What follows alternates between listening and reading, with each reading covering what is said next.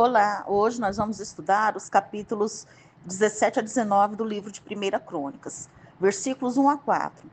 A palavra casa é fundamental nesta passagem. Davi viu sua própria casa, palácio, e desejou edificar uma casa, um templo, para Deus.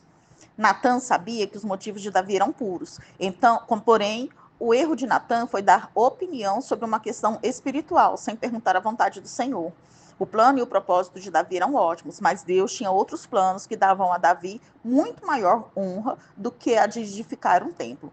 Davi não era idôneo para edificar o templo por ser guerreiro. Versículos 7 a 15. Natã anunciou as promessas de dinastia associadas à aliança davídica. Deus prometeu que os descendentes de Davi se tornariam uma dinastia que sempre governaria Israel. Os reis estariam sujeitos a severos castigos se houvesse desobediência, mas a linhagem de Davi nunca seria rejeitada permanentemente do trono. Essa aliança era a base da esperança de que Israel seria plenamente restaurada. O Novo Testamento revela que as promessas feitas a Davi se cumpriram em Cristo. Cristo cumpriu de modo perfeito as condições da aliança com Davi. Ele serviu de mediador da aliança da graça e prometeu voltar à terra como reconquistador. Versículos 16 a 20. A humildade de Davi o aproximara de Deus e lhe preparara o caminho para seus corajosos triunfos. Note-se que quando o Senhor exaltava a Davi, o resultado era que Davi tornava a humilhar-se. Davi entendeu a promessa de que seu filho construiria o templo como uma afirmação positiva da parte de Deus. Versículo 21. Davi louvou ao Senhor fazendo referência ao que ele tinha feito. 3 são os propósitos de Deus: resgatar seu povo, fazer para si mesmo um nome e fazer prodígios entre as nações. Versículo 22. As palavras desse versículo formam uma promessa central da aliança. Versículos 23 a 27. Nesta oração, Davi mostrou submissão ao que o Senhor tinha planejado para ele. Também mostrou a Deus que desejava tudo o que Deus queria para ele. E, por fim, mostrou que nunca é errado expressar nossos pensamentos e desejos ao Senhor. Davi sabia que a bênção de Deus era irrevogável. Agora nós vamos estudar o capítulo 18, versículos 1 e 2. Davi derrotou os filisteus, assumindo o controle de uma das 5 principais cidades e suas aldeias afastadas. Embora Davi tivesse subjugado tantos lugares sobre os quais reinava, em muitos casos deixava que seus próprios reis os governassem. E isso explica porque Gate tinha um rei. Em Moabe aconteceu da mesma forma. Versículo 3. Pela primeira vez, Israel estendeu suas possessões até o rio Eufrates, a fronteira oriental da Terra Prometida. Foi apenas sob o comando de Davi que Israel conseguiu tomar posse de todo o território que o Senhor havia dado a Israel. Versículo 4. As pessoas do mundo atual podem considerar censurável o corte dos tendões dos cavalos. Porém, essa era a forma de incapacitar uma força militar inimiga. Sem os cavalos, os soldados eram imobilizados. Versículos 5 a 8. Os sírios de Damasco tentaram socorrer Hadadezer, mas isso os colocou em sujeição a Davi. A rica cidade comercial de Damasco estaria sob comando de Israel. Embora não fosse construir o templo, Davi acumulou durante a vida grande parte do material para essa construção e para os utensílios. Versículos 9 e 10. Tou, rei de Amate, decidiu que a diplomacia era uma opção melhor do que a guerra. Em razão de estar em conflito com Hadadezer, ele considerou que o inimigo do seu inimigo era seu aliado, mas mesmo assim ele precisava pagar um tributo de inúmeros objetos de metais preciosos. Versículos 12 e 13.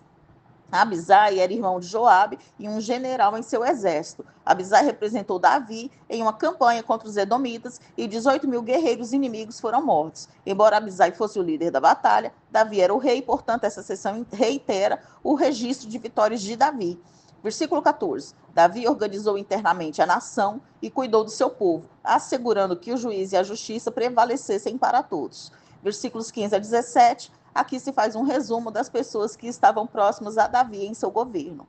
Agora nós vamos estudar o capítulo 19, versículos 1 e 2 do capítulo 19. Os amonitas eram inimigos antigos dos israelitas. Esse Naás foi o que tentou tomar Jabes de Gileade e exigiu a redenção em troca do olho direito de cada pessoa, até que Saul reuniu um exército e o salvou. A Bíblia não relata de que forma Naás havia sido bondoso com Davi. Versículos 3 a 4. Os conselheiros de Anum o persuadiram a ver os mensageiros de Davi como espiões em busca de informações para conquistar os amonitas.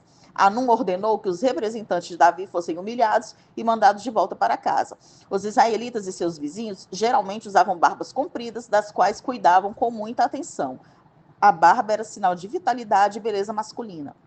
Versículos 5 a 7. Ficou claro para os amonitas que cometeram um erro sério, porém, em vez de fazerem reparações, eles reuniram um grande exército para repetir a inevitável retribuição de Davi.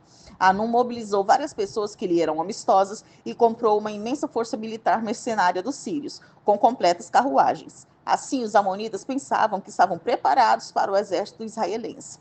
Versículos 8 e 9. Davi delegou a responsabilidade de enfrentar os amonitas a Joabe, como comandante de seu exército. Quando Joabe chegou ao campo de batalha e tomou conhecimento da situação, encontrou-se cercado pelos amonitas, que tinham as costas protegidas pelos muros da cidade de Medeba e seus aliados sírios do outro lado. Versículos 10 e 13. Joabe decidiu dispor o seu exército para lutar nas duas frentes ao mesmo tempo. Ele assumiu o comando contra os sírios e Abisai assumiu o comando contra os amonitas. Eles combinaram que se um deles estivesse em dificuldade, o outro correria para ajudar. Se Joabe tinha alguma ansiedade, ele não a revelou quando encorajou seu irmão e expressou confiança no Senhor. Versículos 14 e 15. Aparentemente, os sírios não esperavam essa resposta agressiva de Joabe e seu irmão. Quando viram o exército israelita avançando, eles fugiram. Foi o suficiente para que os amonitas fugissem e se escondessem atrás dos muros de Medeba. O próximo capítulo, que veremos amanhã, dá a entender que era tarde demais no ano para empreender um cerco. Versículo 16. Os sírios não ficaram satisfeitos por terem sido derrotados por Israel, pelo que se reuniram novamente após terem juntado outros sírios e nações em seu exército. Versículos 17 a 19. O próprio Davi tomou a liderança do exército israelita e, com uma força ainda maior que antes, ele derrotou o exército sírio aliado. Os sírios se sujeitaram a Davi depois de 2 lutas perdidas e lançaram toda a culpa nos amonitas. Então, nós encerramos aqui o estudo dos capítulos 17 a 19 do livro de 1 Crônicas.